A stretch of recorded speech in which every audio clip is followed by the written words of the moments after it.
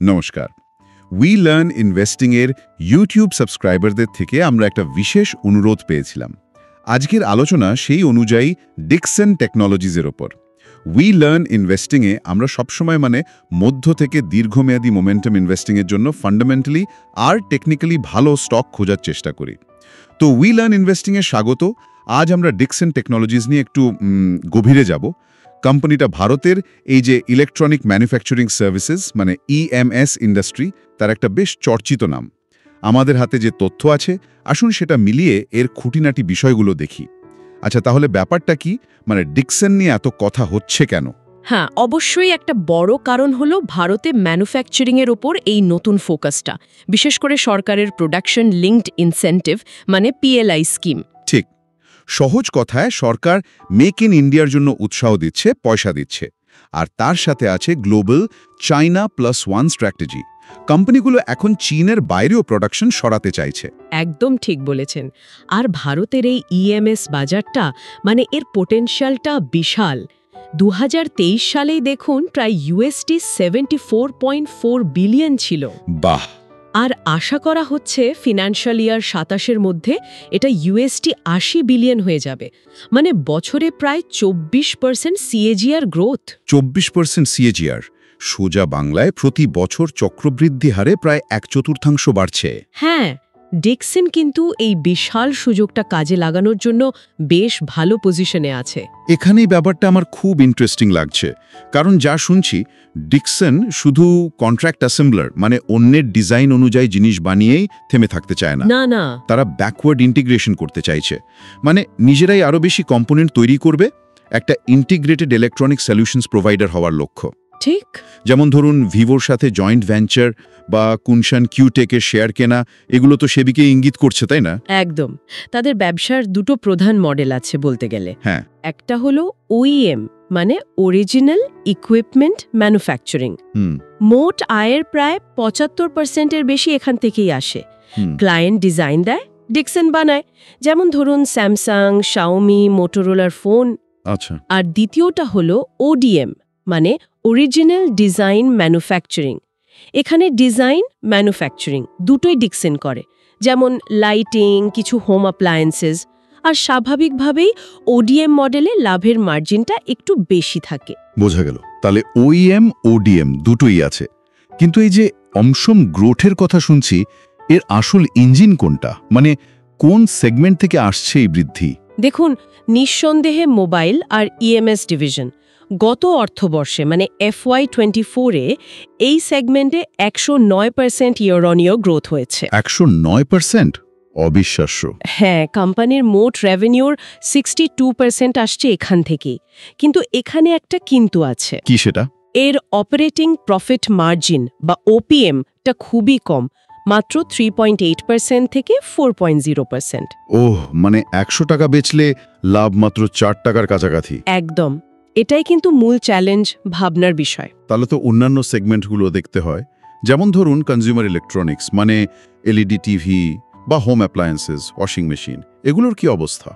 দেখুন, LED TV ব্যবসায় গত অর্থবর্ষে গ্রোথ তো হয়নি, বরং একটু কমেছে, -3% রেভিনিউ গ্রোথ।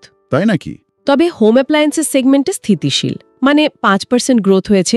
আর এর মার্জিন বেশ ভালো, কারণ এটা 100% ওডিএম মডেল। আচ্ছা, তাহলে ওটা লাভজনক। হ্যাঁ, কিন্তু অন্যদিকে লাইটিং সেগমেন্টের আয় বেশ খানিকটা কমে গেছে, প্রায় -25%। ওহ, তাহলে মোবাইল ছাড়া গ্রোথটা একটু বিক্ষিপ্ত। আর প্রতিযোগিতা বাজারে কে কে আছে? প্রতিযোগিতা বেশ ভালোই। একদিকে ফক্সকন, জাবেলের মতো গ্লোবাল জায়ান্টসরা আছে। অন্যদিকে কেইনস টেকনোলজি, সার্মা এসজিএস, অ্যাম্বার এন্টারপ্রাইজেসের মতো দেশীয় কোম্পানিগুলো কিন্তু উঠে আসছে। আর মজার ব্যাপার হলো, ভারতের ইএমএস বাজারটা এখন কেমন যেন দুটো ভাগে ভাগ হয়ে যাচ্ছে। একদিকে ডিকসনের মতো হাই ভলিউম কিন্তু লো মার্জিন প্লেয়ার, অনেক বানায় কিন্তু লাভ কম। হ্যাঁ, আর অন্যদিকে কেইনস টেকনোলজির মতো হাই মিক্স, অনেক ধরনের প্রোডাক্ট বানায় আর তাদের মার্জিনও বেশি। যেমন কেইনসের ওপিএম প্রায় 14.2%। বাহ, বেশ তফাৎ মার্জিনে। বাজারের ছবিটা বেশ জটিল। আর এই ধরনের গভীর বিশ্লেষণই আমরা উই লার্ন ইনভেস্টিংয়ে করার চেষ্টা করি। আচ্ছা, এত সব তথ্য, এত ডেটা পয়েন্ট সব মিলিয়ে উই লার্ন ইনভেস্টিংয়ের বিশ্লেষণ অনুযায়ী এই শেয়ারটির ব্যাপারে মূল সুপারিশ কি মনে হচ্ছে? দেখুন, আমাদের বিশ্লেষণের ডিকসন টেকনোলজিজের জন্য আমরা একটা হোল্ড রেটিং দিয়েছি, আর 12 মাসের প্রাইস টার্গেট ধরা হয়েছে 15,500 টাকা। 15,500 টাকা, আচ্ছা। এই টার্গেটটা বিভিন্ন ভ্যালুয়েশন পদ্ধতি যেমন ডিসিএফ, এসওটিপি, রিলেটিভ ভ্যালুয়েশন এই সবগুলোর গড় করে পাওয়া গেছে। সত্যি বলতে কি, এখনকার যা বাজার দর তাতে ভবিষ্যতের অনেকটা আশাবাদী বৃদ্ধি ইতিমধ্যেই দামে ফ্যাক্টরড ইন বলে মনে হচ্ছে। মানে দামটা একটু বেশি? সেটাই মনে হচ্ছে। দেখুন, বুল কেস বা শেয়ারটার পক্ষে যুক্তিগুলো তো শক্তিশালী, পিএলআই স্কিম, চায়না +1 সুযোগ, কোম্পানির ব্যাকওয়ার্ড ইন্টিগ্রেশনের চেষ্টা। কিন্তু বেয়ার কেস বা ঝুঁকির দিকগুলো কিন্তু কম নয়। 1, প্রিমিয়াম ভ্যালুয়েশন, মানে দামটা বেশ চড়া। 2, ক্লায়েন্ট কনসেন্ট্রেশন, একটা বড় সমস্যা। হ্যাঁ, ওটা শুনেছিলাম, মোটোরোলার ওপর নির্ভরতা বেশি। অনেকটাই, প্রায় 40% ভলিউম ওখান থেকে আসে, যা মোবাইল সেগমেন্ট রেভিনিউর প্রায় 72%। এটা একটা রিস্ক। ঠিক। তারপর কার্বনের মতো নতুন প্রতিযোগী উঠে আসছে, আর সবচেয়ে বড় চিন্তা হলো FY 26-এর পর পোস্ট পিএলআই ক্লিফের ঝুঁকি। পোস্ট পিএলআই ক্লিফ মানে পিএলআই স্কিমের সুবিধা কমে গেলে? হ্যাঁ, তখন মার্জিন আর ROCE মানে রিটার্ন অন ক্যাপিটাল এমপ্লয়েড দুটোই কমে যাওয়ার আশঙ্কা আছে। আচ্ছা। আর এর সাথে প্রমোটার বা মালিক পক্ষের শেয়ার বিক্রিটা অনেকে নজরে রাখছেন। হ্যাঁ, এই প্রমোটার সেলিং এর ব্যাপারটা কিন্তু অনেক বিনিয়োগকারী একটু সন্দেহের চোখে দেখেন, যদিও এর অনেক কারণ থাকতে পারে। অবশ্যই, সবসময় নেগেটিভ নাও হতে পারে, কিন্তু অন্যান্য ঝুঁকির সাথে মিলিয়ে দেখলে এটাও একটা পয়েন্ট। তাহলে এই পরিস্থিতিতে বিভিন্ন মেয়াদের বিনিয়োগকারীদের জন্য উই লার্ন ইনভেস্টিং এর কি পরামর্শ থাকবে? এটা অবশ্যই নির্ভর করে বিনিয়োগকারীর নিজের রিস্ক প্রোফাইল আর টাইমলাইনের উপর। যদি দীর্ঘমেয়াদী ভাবেন, মানে 3 থেকে 5 বছর বা তার বেশি, আর যদি কোম্পানির এই ব্যাকওয়ার্ড ইন্টিগ্রেশন সফল হওয়ার উপর বিশ্বাস থাকে, তাহলে অ্যাকিউমুলেট অন ডিপস কৌশল নিতে পারেন। মানে শেয়ারটা পড়লে একটু একটু করে কেনা। আচ্ছা, কোন লেভেলে? টেকনিক্যালি দেখলে 14,400 লেভেলটা, যেটা 200 ডে মুভিং অ্যাভারেজ, সেটা একটা ভালো এন্ট্রি পয়েন্ট হতে পারে। ওকে। আর মিড টার্ম 1 থেকে 3 বছর? দেখুন, মধ্যমেয়াদী ক্ষেত্রে একটু অনিশ্চয়তা বেশি, কারণ এই সময়ে পিএলআই স্কিম শেষ হওয়া বা কমে যাওয়া এবং প্রতিযোগিতা বাড়ার প্রভাবটা বোঝা যাবে।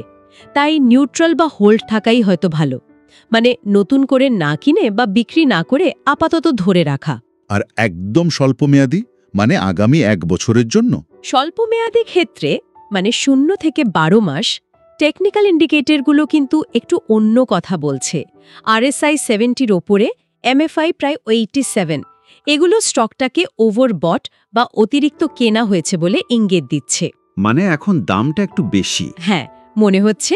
আর 16,600 থেকে 16,700 একটা বড় রেজিস্ট্যান্স জোন, মানে বাধা। তাই এই মুহূর্তে নতুন করে এন্ট্রি অ্যাভয়েড করাই শ্রেয়। সাপোর্ট রয়েছে 15,118 50 ডিএমএ আর 14,434 200 ডিএম-এর কাছে। বোঝা গেল। তাহলে মূল প্রশ্নটা যেটা মাথায় আসছে, ডিকসন কি তার এই ব্যাকওয়ার্ড ইন্টিগ্রেশন বা নিজেদের যন্ত্রাংশ তৈরির কৌশলের মাধ্যমে পোস্ট পিএলআই যুগেও নিজেদের গ্রোথ আর লাভজনকতা ধরে রাখতে পারবে? ঠিক, এটাই হয়তো আগামী দিনে সবচেয়ে বড় দেখার বিষয় হবে। এই গভীর বিশ্লেষণের জন্য আপনাকে ধন্যবাদ। ধন্যবাদ। উই লার্ন ইনভেস্টিংয়ের পক্ষ থেকে আজকের মতো এখানেই শেষ করছি। মনে রাখবেন, শেয়ার বাজারে বিনিয়োগ কিন্তু ঝুঁকি সাপেক্ষ। একদম। যে কোনো সিদ্ধান্ত নেওয়ার আগে অবশ্যই নিজের বিশ্লেষণ করুন অথবা আপনার আর্থিক উপদেষ্টার পরামর্শ নিন।